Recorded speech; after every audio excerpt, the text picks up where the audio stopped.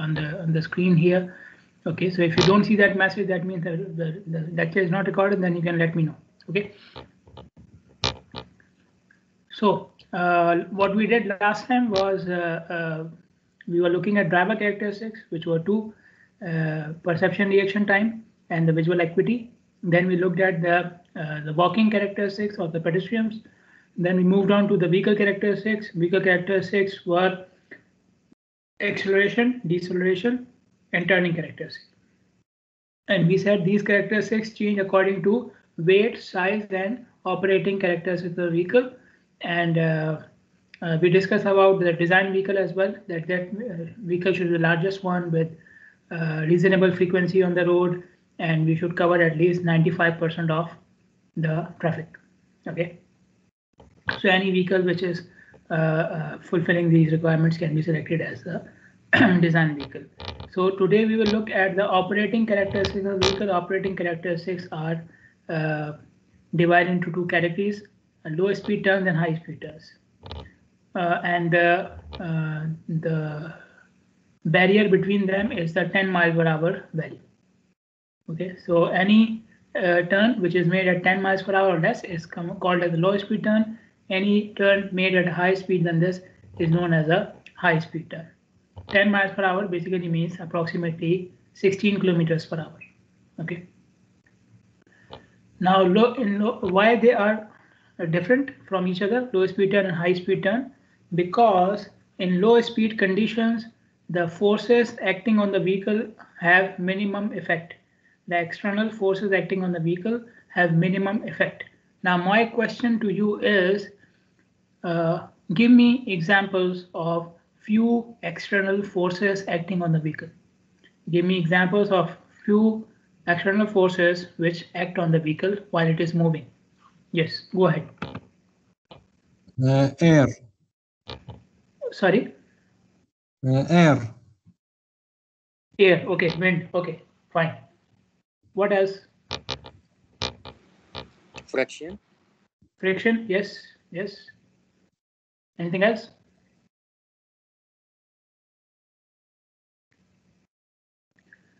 There is one more very important, very obvious, which is with all of us, which is the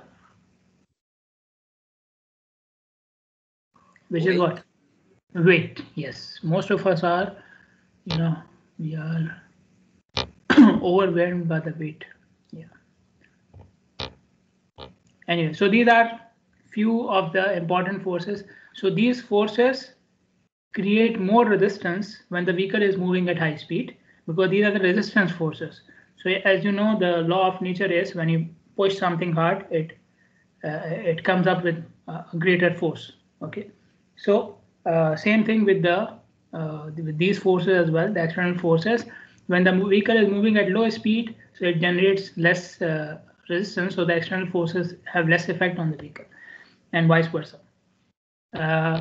Then for low speed turns, minimum radius is enough, and that minimum radius is according to the size of the vehicle. It is given in the textbook. I will show you a table in the next slide for minimum radius. Okay, and it is totally dependent upon the size of the vehicle. Okay, so you don't have to consider any equation for that.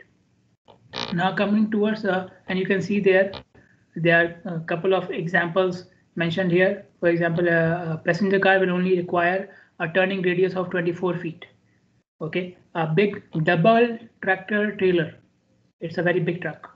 It will only require a radius of 60 feet if the turn is made at low speed.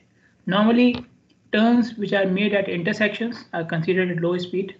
Okay, or if your design vehicle is a heavy vehicle, then you would also consider the turn to be at low speed. Because why at intersections? Because most of the times at the intersection, you will be required to stop. Okay, so you will stop, then make the turn. Obviously, your speed will be low. Why for heavy vehicles like double tractor trailer is a very heavy vehicle? Because at high speed turning, they cannot maintain their own balance. Okay, so if they try to make a turn at high speed, these vehicles, heavy vehicles, in any condition, they will lose the balance and they will turn over. Now on high speed, I've already mentioned the dynamic forces which you have mentioned actually. They have more effect, more resistance, And so we need to balance this resistance, and this resistance is balanced by the super elevation. Okay, one of the forces which was mentioned by Kusai was the friction. Now, when you are turning, the friction is caused because of the angular movement of the vehicle, which is going across the road. It is going across the road. So that friction is known as side friction. Okay, so there are two types of friction. One is along the road, along the path of the road, which is when the vehicle is moving straight or turning. It is, in any case, it is there. But when the vehicle is turning, there's an extra friction force because the vehicle is going across the road. Okay, so let me make it here. So your vehicle is going like this. Okay, so this is the path of the vehicle. So this is, there will be friction in this direction. But since the vehicle is going across the road as well in this direction, so there will be an additional force, friction between the tire and the road, which will be in this direction. You can see across the or along the cross section of the road. Okay, so that's why we call it the side friction, to differentiate between the longitudinal and the side friction. So this friction and the super elevation normally help the vehicle to keep in balance. Okay. Now, what is super elevation? Super elevation we have studied in highway course as well. It is the cross-sectional slope of the road on the curvature, on the turning. Okay. So what is the slope of the road? The cross-sectional slope of the road, that is known as super elevation. So super elevation is intended to help the vehicle to make the turn. Okay. It will help the vehicle to make the turn. How? I will come to it later on. So in high speed turns, you need to consider these forces, and obviously for high speed turns, then you cannot specify or fix the radius like we mentioned for low speed turns. So these radius, these are for low speed turns, so they are fixed. For high speed turns, we have equation. So these are the values of radius for different types of vehicles in low speed turns. Okay. So you can see this column gives you the radius of the center of the road, okay, the center line, and this one is for the inside edge of the road. So obviously inside edge will have shorter radius, okay, than the center. So it is important for fixing the width of the road that you know the radius of the center line as well as the inside edge of the road. Okay, so that's how you know what should be the width of the road. So you can see different values. Now here you see some coding, P, S, U, and so on.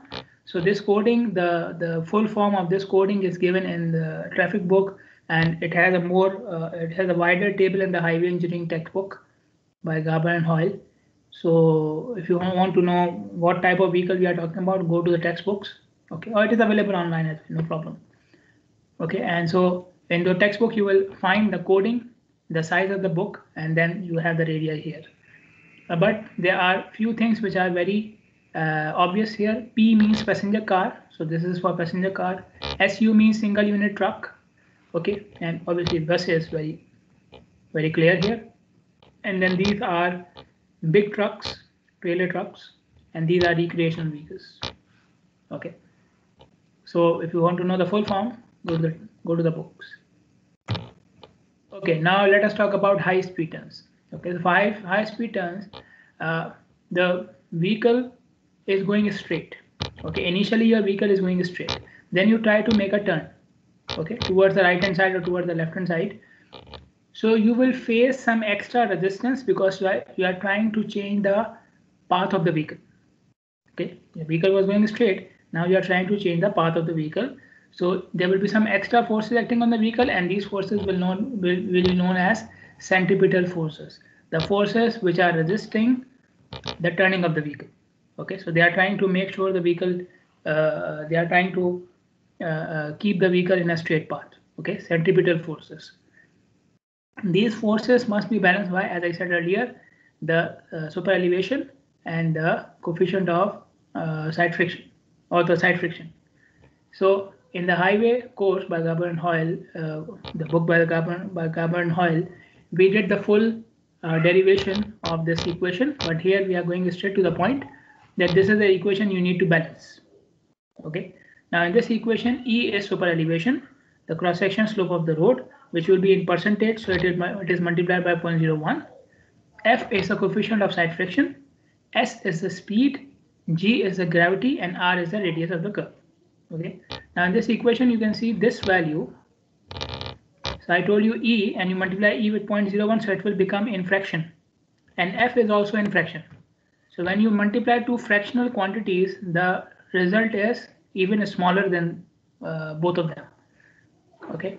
So the multiplication of E into F may give you a number which is up to 10 to the power -3 or -4. Okay. So since the number is very small, we can ignore it. We can ignore that number. So ignoring this this part of the equation, then we take R on one side, okay, and everything else on the other side. So you get this equation. Okay, this is by ignoring this, first of all, this entity, and then by taking R on the left hand side, everything on the right hand side, then you get this equation. Now in this equation, you can see something new here, which is 15, the number 15. Now from where did I get the number 15? Tell me. How did I get the number 15 here? What is this number 15? Where did it come from? Again, I don't want you to calculate it. Just give me the reason. Okay. Guesswork is also allowed because I've not started deducting your marks yet. Okay. I'll do it in the exams. G, yes, good. So G is one factor here. So you don't see G in this final equation. G was there. So it must be the value of G. But the problem is value of G is not 15, right? G is not 15. So it is G into something. What is this other thing? What else is required? We put the value of G and then did something with it. What other thing is required in that equation? What is this? RCX3? What is this?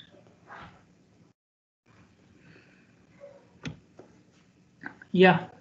What other thing is required? Actually, if you look at the slide, you may know the reason. It is mentioned with R. What else is required in this equation, which may change this number? See the slide? You see, I mentioned something with R. What is that?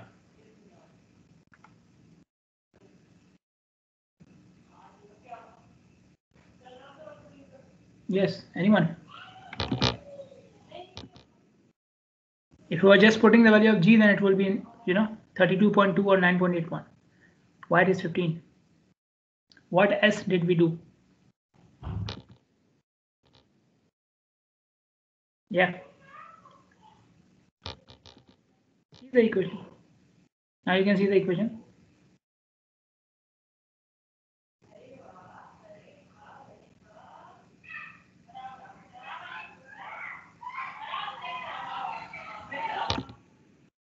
To convert the units, yeah, to convert the units. So conversion factor is there. Okay, conversion factor is there. Okay, so the speed was in miles per hour. I need to convert it to feet per second because the distance will be in feet and the gravity is also in feet per second. Okay, so since if you go see, I have s square, so the conversion factor should also be square. Okay, so 1.47 square divided by G, which is 32.2. Okay, now if you do this 1.47 square upon 32.2, it will give you a fractional quantity. It will give you something in 0.0 something. It will give you a number like 0.0 something. We don't want fractions in our equation. Okay, we don't want very small numbers in our equation. Okay, now if you see 1.47 square upon 32.2 should have been with s. So whatever number I'm getting here should have been multiplied with s, but you can see the number is dividing s. Okay, so why this happened? Because 1.47 square upon 32.2 was a very small number. I wanted to avoid that, so I took the inverse of that number and then I put it in the denominator. Okay, so I did not do 1.47 square upon 32. I did 1 upon 1.47 square upon 32.2. Okay, so I took the inverse of the whole number, and this will be 15 approximately. Okay, since I took the inverse, so instead of putting in the numerator, I put it in the denominator. So you can see 15 is here. Okay, so this is the equation in feet, and then you have the equation in meters as well. And again, you can see the equation is the same basically, just this number has changed. Why this number has changed? Because the value of G and the conversion is different. So now you are converting from kilometers per hour to meter per second. For this equation, second one, you are converting the speed from kilometers per hour to meter per second. So the conversion factor is 0.278 squared divided by 9.81, which is the value of G. And since again, if you do this, it will be a very small number. So I take the inverse. And this will give you 125 approximately. Okay, so you can see instead of getting 0.000 something, I got two well-rounded big numbers, 15 and 125. Okay, so this is what we are going to use. Okay, then you see some values are given. First of all, for super elevation. Okay, so super elevation minimum value is 0.5%, and that is for drainage. So in any case, whether you are making the speed, whether you're making the turn at low speed or high speed, it doesn't matter. The minimum radius, the minimum slope should be 0.5%. Okay, whether it is required for the turning or not. Okay, even if it is not required, give at least 0.5% so that the water can be drained out sufficiently. Okay, then we have a maximum value as well for super elevation, that is 12%. Okay, why 12%? Now super elevation is supposed to help the vehicle in turning. So super elevation is something like this. Okay, and your vehicle is moving in this direction. Okay, so the super elevation, this slope pushes the vehicle towards the curve, towards the turning. But if you make it too steep, so instead of having this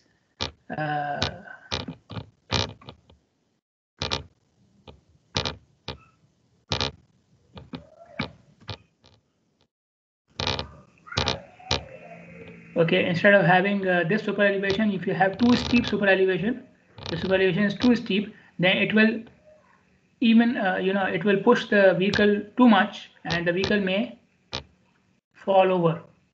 Okay, so super elevation should be enough just to push the vehicle towards the curve, and not too much to push it, totally towards off balance. Now so this is why we have the maximum value of 12%. Now from 0.5 to 12%, how should we change it? Like, you don't have to change it. The trend is it should increase with the increase in speed. Super elevation will increase with the increase in speed. So if you are designing for low speed, super elevation would be less. Designing for high speed, super elevation should be higher. Okay. For areas in which wet pavement is very common, like areas where you have snowfall or areas where you have too much rainfall, like in the tropical region, then 8% is considered as the limiting value. Okay, because again, since the pavement will be wet, so in wet pavement there are more chances of sliding if the super elevation is high.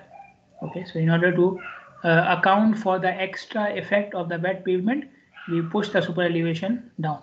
Okay, so for wet pavement conditions, the maximum is 8%. The coefficient of side friction is given again according to speed. Okay, so you can see the speed values and the coefficient of side friction, and the trend is when the speed is higher, coefficient of side friction is lower. Okay, let us do a couple of examples here. This example is to find out the minimum radius of the curve for 70 miles per hour speed. Okay, super elevation fixed at 6%, coefficient of side friction 0.1. Now in this case, coefficient of side friction is given. Okay, but it doesn't need to be given because the speed is given. Okay, so even if this part is not mentioned, you don't have to worry. Okay, I'm just trying to make the life easier for you. by telling you one more possibility. Then you may have the same question given without coefficient of side friction, but it doesn't make any difference because we have the table. So you can see at a speed of 70, coefficient of side friction is supposed to be 0.1. So they did not give me anything new.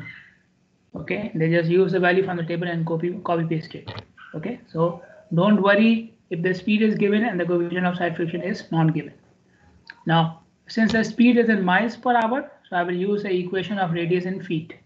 Miles per hour and feet are in the same unit system, and kilometers per hour and meter are in the same unit system. So do not mix them, do not get confused with them. Whenever the speed is given in miles per hour, use the equation in feet. And you will see in the course, we are mainly using the equations in feet. Okay. So speed is 70, E is 6%, so 0.06, and F is 0.1. You put them in the equation, R comes out to be 2041.67 feet. So this is the minimum radius at this speed. The minimum radius at this speed, and you can go higher than that.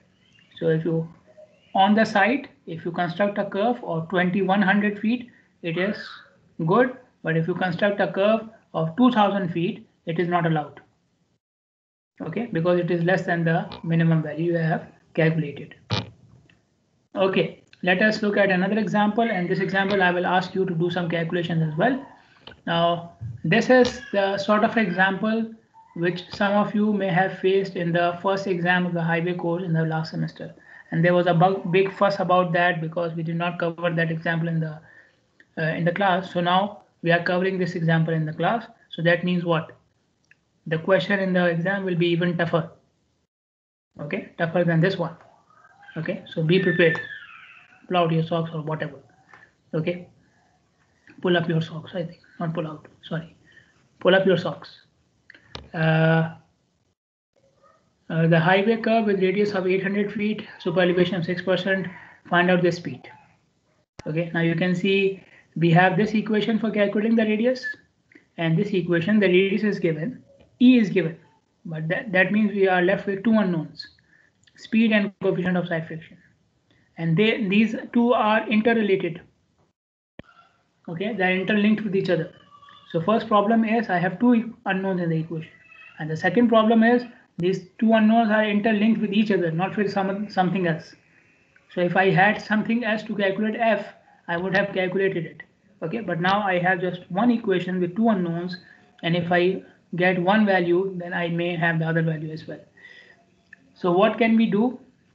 I have one equation, two unknowns cannot be found. So if something cannot be found, then we assume it. Simple rule. Okay, for any engineering discipline, something cannot be found, we assume it. Okay, then we check our assumption. Since you are assuming it, so this problem cannot be solved in one trial. It becomes an iterative process. It becomes an iterative solution.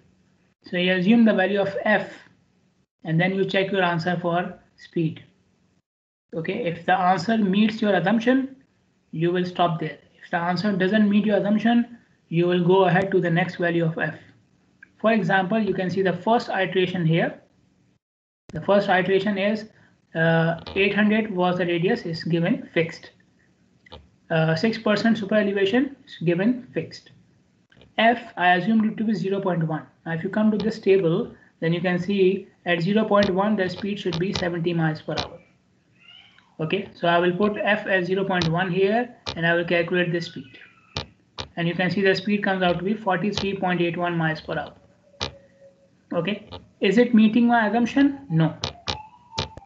So that means I cannot stop at this trial. I cannot stop at this value. I need to make another trial. Now you can see in the table, I have already tried the minimum value of F. So I cannot go lower than that. I can check the next value, which is higher, 0.12. Okay. So in this equation, put the value of F as 0.12 and give me the value of S here.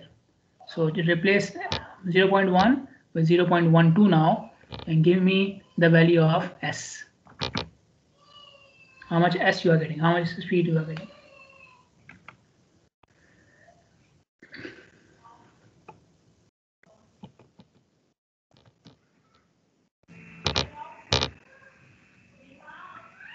46.47. Okay, so according to the value of 0.12, the speed should have been 60. It should have been 60. You are getting 46. Okay, so again, I did not meet my assumption. I need to make another try. Now put the value of f as 0.14 now and recalculate s. Put the value of 48.98. How much? 48.98. 98. Okay, which is approximately the same value which I am getting. Okay, 48.98 or 49.1, they are very close to each other. Basically 49, right? We will solve 49. When f is 0.14, according to this table, the speed should be 50. You are getting 49, which is very close to 50. Okay, so we can stop here. We can say my speed is 49, the f is of almost 0.14, and these are the final values. Okay, so you don't have to match it exactly. You don't have to get exactly 40 or 50. If you are getting plus minus 2, that is fine. Plus minus 2 miles per hour here and there, it is fine. Okay, in this case, we are very close to 50. Okay, so we'll stop here. We'll say our speed is 49, our f is 0.1. That's it. Okay, so this is how you solve the case where you have two unknowns in the same equation. You assume one, calculate the other one, see if it is matching your assumption or not. Okay, now the other characteristics of the vehicle is the deceleration and acceleration, right? Deceleration and acceleration of the vehicle affects its braking. And very often for highway design, we want to know how much distance is required by the vehicle for braking. Okay, so we need the braking characteristics of the vehicle to calculate the braking distance. Braking characteristics including acceleration and deceleration. If you want to calculate distance when the vehicle is traveling at a constant speed, then it is very easy. It is speed into time. Okay, distance at constant speed can be calculated as speed into time. But when you are braking, you are decelerating. When you are decelerating, your speed is changing. So I cannot use speed into time. I will use average speed into time. Average speed into time. Okay, average meaning the initial and the average of initial and final, and time will be the time taken to stop. So after you push the brake, how much time you take to stop, that will be the time. Okay, now since we are already saying the driver is stopping, okay, keep in mind the driver is stopping, that means the final speed of the vehicle is what? 0. So we know the final speed of the vehicle is 0. Okay, in that case dB will be this. Okay, the equation was actually, this is average speed. So average speed should have been initial plus final upon 2, right? Initial plus final upon 2. But we said the time to stop. So that means your final is 0. So this was s plus 0 upon 2. S plus 0 upon 2. Okay, so 0 is gone. So we are left with s. And then time to stop will be s upon a. S is the speed, a is acceleration. Speed upon acceleration will give you time. Speed upon acceleration will give you time. Why? Because speed is feet per second and acceleration is feet per square seconds. So when you divide speed upon time, you will get seconds. Okay, so speed upon time will give you, speed upon acceleration will give you time. You multiply these two brackets, you get this s square upon 2a. Okay, and again we want the distance in feet and the velocity, speed is in miles per hour. You put the conversion factor here, which is 1.47, and since s is square, so conversion factor will also be squared, and then you divide by 2. So 1.47 square upon 2 will give you 1.075. Okay, now in this equation you can see the value of a here. A is related to skid resistance. Skid resistance, this is the resistance along the path of the wheel, along the path. So this is different from the side friction, so that's why they are using two totally different terms here. Side friction was perpendicular to the path of the wheel, so that was for when the vehicle is turning. Skid resistance is along the path of the vehicle, and it is everywhere. Side friction is only when the vehicle is turning. Skid resistance is everywhere, and it is along the path of the wheel, and Skid resistance can be calculated as A upon G, where G is the gravity. Okay. So if if F equals A upon G, then A equals F into G, right? If F equals A upon G, then A equals F into G, right? So I know the value of G, which is 32.2 feet per square seconds. So you can see I have replaced A with F into G, F into 32.2. Okay. And then I have simplified this equation further by dividing 1.075 with 32.2. Again, you will get a number in fractions. I don't want fractions, so I took the inverse and put the number in the denominator. So that is approximately 30. So what is 30? It is the inverse of 1.075 upon 32.2. And why we took the inverse? So that we can get rid of the small fractional number. Okay. Now this equation can be used, this equation which you see here, s square upon 30f, can be used to calculate the braking distance of a car or a vehicle when there is no gradient and the car is stopping completely. This equation can be used when there is no gradient and the car is stopping or the vehicle is stopping completely. Okay, but most of the times roads have gradients. Okay, so we need to incorporate the effect of the gradient. Okay, now gradient can either add to the resistance or it can reduce the resistance. Okay, we all know that gradient, when you are going upward, the gradient will offer more resistance.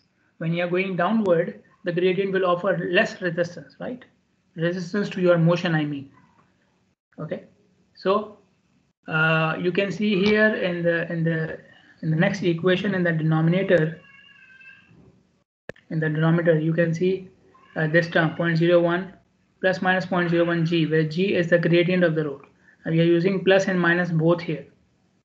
Now tell me which gradient should be positive, which gradient should be negative, upward or downward. Positive should be upward or downward. Tell me. Upward. Upward should be positive. Why? Yes. I just told you the reason. Because it is adding to the resistance. You can see I'm adding it in F, and F is what? Resistance. So F gradient positive should be added to the F value. Okay. Second thing which you can see, second change in this equation is the value of SF, which is the final velocity. Okay. In some cases or in many cases, the vehicle may not, the driver may not want to stop or he may not be able to stop. So in that case, SF will not become 0. If you remember, we took SF as 0 by default here. Okay, but if SF is not 0, final speed is not 0, then that should also be coming into the equation. So it is coming in the numerator. Okay, so instead of S square, I have SI square minus SF square. Now this equation is in meters and this equation is in feet. Okay, this equation is in feet with 30. You can see 30 was coming here with feet. Okay, so this equation is in this equation. This is the equation we will use in feet. Okay, now in this equation we know F is equal to A upon G. Okay, G is a constant, 32.2 feet per square seconds or 9.81 meter per square seconds. We know that. If I know the value of A, then I can calculate the value of F. Okay, so A recommended by AASHTO is 11.2 feet per square seconds or 3.41 meter per square seconds. Okay, the value of A, normal deceleration rate for stopping of the vehicle, is 11.2 feet per square seconds or 3.41 meter per square seconds. Okay, so using these values, you know the value of G. Give me the value of F in feet and F in meters. Give me the value of F in feet and F in meters using the AASHTO recommended value. So you just have to do this value upon G. Okay, 11.2 if it is in feet and 3.41 if it is in meters. So give me the value of F in feet and meter.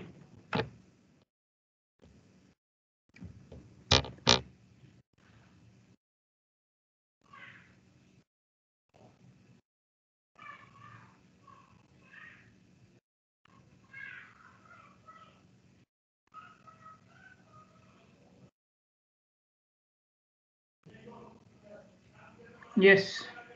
0.35. 0.35 in feet or meter? Feet. Okay, Feet. and in meters? Meter. 0.1. No. That's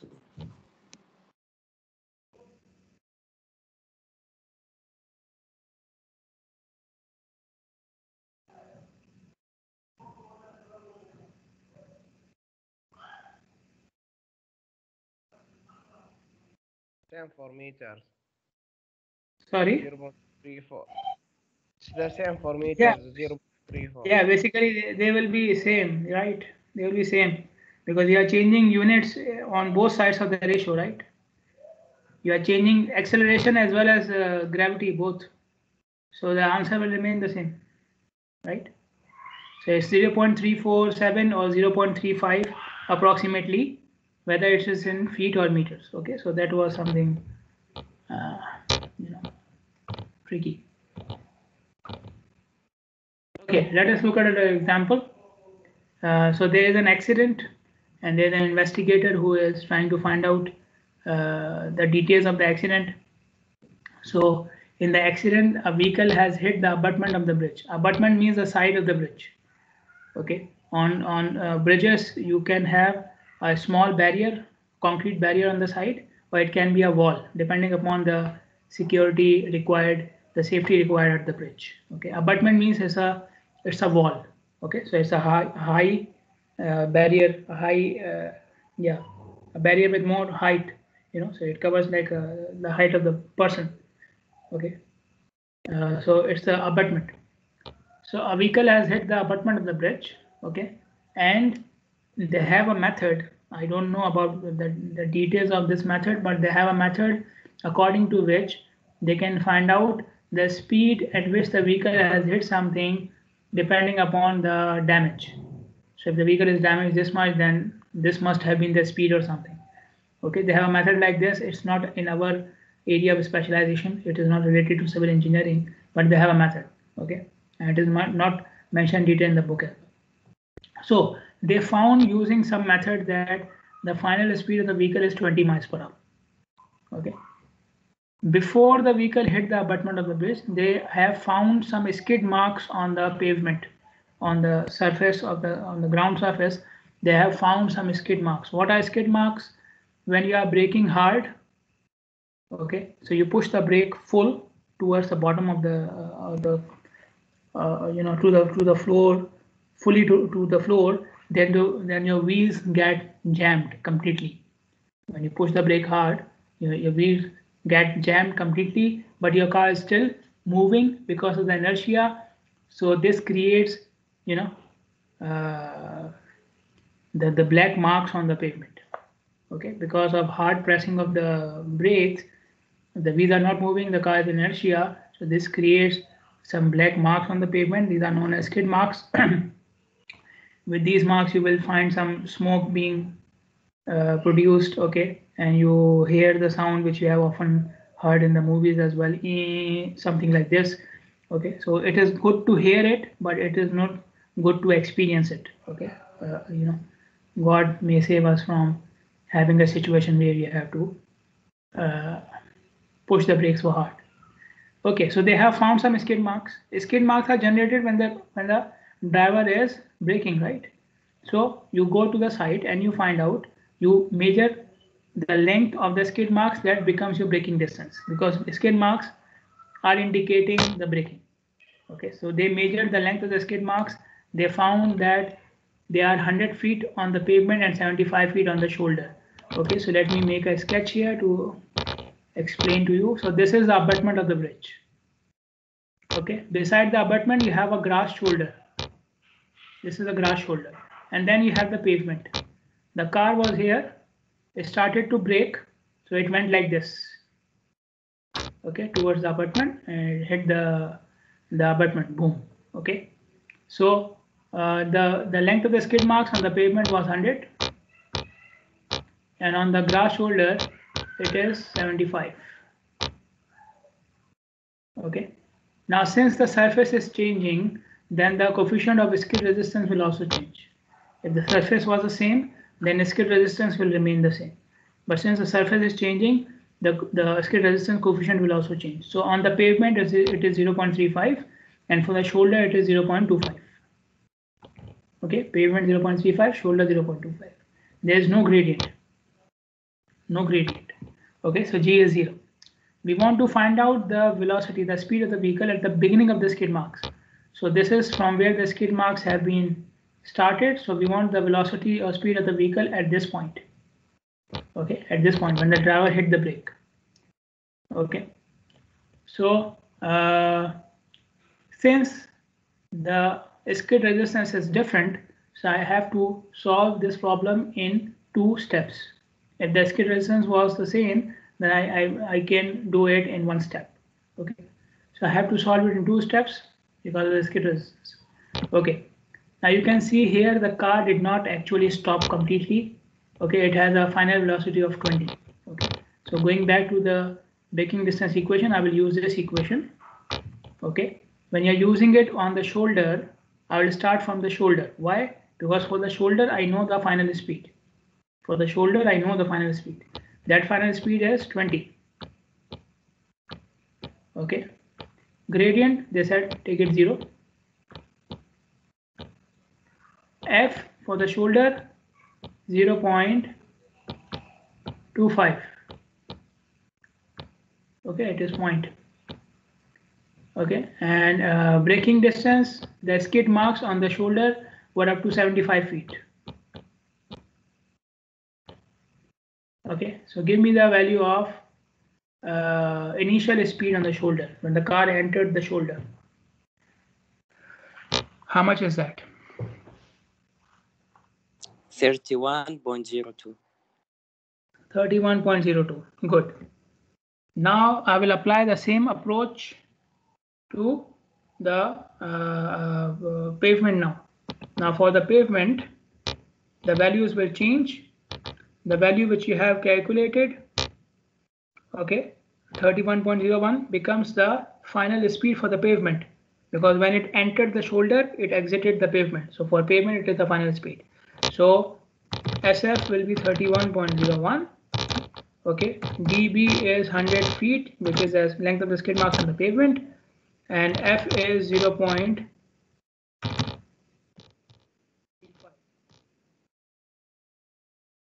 Okay, so give me the value of initial speed on the pavement.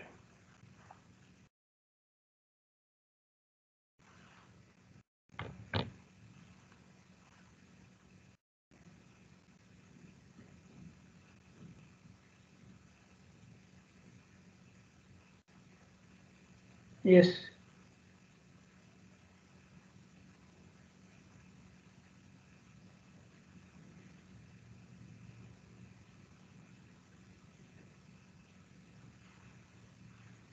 $44.8. 44.8. Okay, so the driver was driving at 44.8 when something happened and he wanted to brake and he couldn't, and maybe there was someone on the road and he tried to avoid that and brake, but he has avoided that person who was on the road, but he in the end collided in the bridge abutment. Okay, now we come towards the concept of total stopping distance, which is the distance required by the driver to completely stop after he looks at something on the road. So there's an object on the road, the driver looks at it, he thinks about it, and he decides, I want to stop. From the time he looked at the object till the time the vehicle will stop completely, the distance required will be known as total stopping distance. Now you can see I have used 2 terms here. One is the driver is looking at the object, then he takes some time to think. So the distance covered during that time will be known as a reaction distance, represented with dr. Okay, this is the distance which he is covering when he is trying to decide and trying to gather information, and he is trying to take his own action. Okay, so we discussed in the previous class about the perception reaction time. So the distance covered during perception reaction time is dr. Okay, And then we have the next component is the braking distance. So after he decides I want to stop, he will put his foot on the brake. That will be the end of dr. From there onwards, the car will take some time to stop. So that will be dB. So total stopping distance is dr plus dB. dr plus dB. dr is the time taken during perception reaction process, and dB is the time taken by the car to brake, okay, according to speed and so on, after the driver puts his foot on the brake. So dB, we already have the equation. Total stopping distance denoted by small d. So small d equals this term plus dB. Okay. So what is this term? This is simply s into t, speed into time. Okay. So speed in time will give you distance. Which time we are talking about? Perception reaction time, and speed is the initial speed. And this 1.47 I already told you is the conversion factor. Okay. So this is the conversion factor. So this is dr and this is dB. You add them together, you get total stopping distance. And this equation, we had f here. Okay, and we know f is a upon g, and if you do a upon g for feet, it will be, or meter, it will be 0.348. So you can see the value of f is gone and 0.348 is here. This is the equation in feet and this is the equation in meters. So you can see in both the equations, the only difference is these two factors. This is 1.4730, this is 0.278 and 254. And these two factors are changing because of the conversion and the value of g. Okay, g is 32.2 in feet per square seconds and 9.81 in meter per square seconds, and the conversion factor is 1.47 and 0.278 in different units. Okay, so this is yeah. So I will just do this example, which is very simple. Okay, a driver is traveling at 65 miles per hour, and he is coming around a curve, and on the curve he sees a truck overturned in front of him. So the truck is fallen across the road. Road is blocked. Something happened to the truck, like they are saying it's a curve. So maybe on the curve, the truck lost control and it was overturned on the road. Okay, it's blocking the road. The driver sees the truck from a distance of 350 feet. The driver sees the truck at a distance of 350 feet. Now he is able to decelerate at 10 feet per square seconds. So his deceleration rate is 10 feet per square seconds. So this is the available distance to him. We want to know at what speed he will hit the truck. So we have already decided his fate that he will hit the truck. But like two professionals, we are not bothered about the driver. We're just bothered about what will be the speed. Okay, I'm just joking. Okay, you should be concerned about everybody. Anyways, so we want to know what speed the driver, the vehicle will hit the truck, the final speed. Okay, now his total distance available is 350 feet, so that will become d. Okay, his initial speed is 65. Okay, I want to know the final speed. Gradient is not given. This is a level grade, so level grade means gradient becomes 0. Level grade means gradient becomes 0. Now I have f here, from where I'm going to get the value of f. This will be calculated using the deceleration rate. If deceleration rate was not given, I may have used the standard value 0.0348. Since deceleration rate is given, I will calculate the value of f, and f is a upon g. So a is 10 and g is 32.3 in feet per square second. Okay, so 10 will not become f. Keep in mind, deceleration is not equal to side friction. Okay, oh sorry, skid resistance. Skid resistance equals a upon g. So this is a, and you will divide by g to get the value of f. So putting the values in the equation, I will use normal perception reaction time. If you go back to the table of perception reaction time from the previous class, you will see normal stopping value is 2.5 seconds. So I've taken that value. The final speed of the driver is 56.48 miles per hour, which is very high. It is more than 80 kilometers per hour. So you can imagine what would have happened to this driver when he went on and hit the truck at more than 80 kilometers per hour. Okay, so I think we should all, say a prayer for this driver. Okay. Okay, so now Doctor, I'm going for the for the side friction table, if the speed in between, we take the average or what? In between what? Yeah. The speed. Speed, yeah. If it is exactly in the middle, you can take the average. Otherwise, do the interpolation. Okay. Okay. Hissa Ahmad Ali Khalil Qusay Ahmad. Okay, Qusay was here, is here, Hissa is here. Okay, fine. So people who are attentive in the class, I am already marking them. Okay. Mahmoud Isa, Yusuf Ahmad Idam. Mahmoud Yes, doctor. Isa, Yusuf is here, and Doctor, I am from section 1. Mahmoud Isa. We have two Mahmoud Isa. Problem is, you are from section 1? Yes. Okay, I will mark you from section 1. See, this was the problem I told you in the first class. So we have two Mahmoud Isa now. Mahmoud Isa, Yateem, and Mahmoud. What is this? You are 2015 3096. I switched 15 doctor. is- Okay, I will mark you in both sections. Get to attendance. Hawra Nasir Ali Muhammad Sadiq Abdul Hussain. Hawra Nasir Ali Muhammad Sadiq Abdul Hussain. Yeah, raise your hand, or raising your hand is better, or you can call it. Yes. He is here, okay. Sadiq is here. Hawra? Yes, doctor. Bayan Yusuf, Balqis, Hala Munir. Bayan Yusuf, Balqis Hamad, Yes. Hala Munir. Yes, doctor. Yes, doctor. Hala and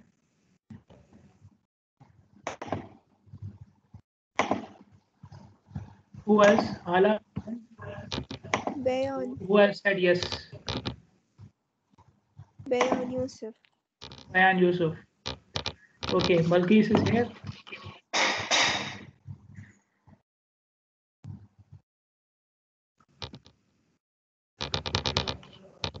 Umar Walid, Abdul Rahman Muhammad, Sara Ali. Umar Walid, Abdul Rahman Muhammad, Sara Ali.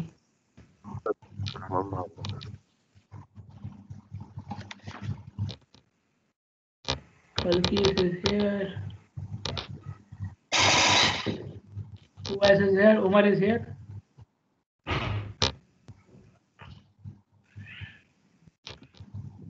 Umar Walid, Abdul Rahman Muhammad, Sara Ali. Yes, If you raise your doctor. hand, Abdul Rahman is here, okay? If you raise your hand, it becomes easier for me. Sadiq, mute your mic. Umar Muhammad, Muntazir Hussain. Umar Muhammad and Muntazir Hussain. Yes, doctor. Umar is here. Yes, doctor. Muntazir is here. Saleh Mahdi and Ahmad Muhammad Mahdi. Saleh Mahdi, Umar, Ahmad Yes, Muhammad doctor. Mahdi. Ahmad is here, and Saleh.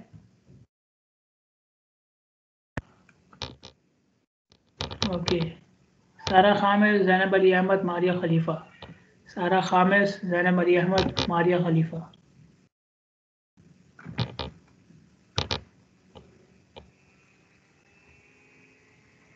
Saleh and Sara. Okay, Sara is here. Saleh is here.